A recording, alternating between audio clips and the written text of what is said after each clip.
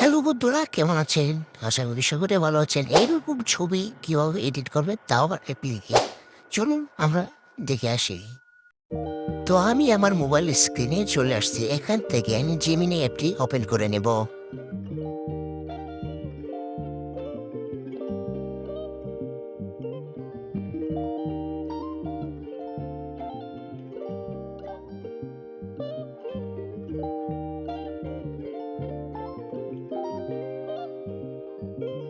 তারপর এখান থেকে আমি প্লাস আইকনে ক্লিক করে আমি আমার ফাইল থেকে একটি ছবি সিলেক্ট করব।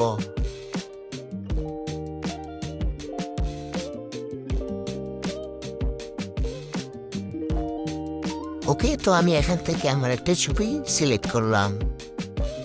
তারপর আমি যে প্রম্পটটি কপি করেছি সেটা এখানে পেস্ট করে দেব।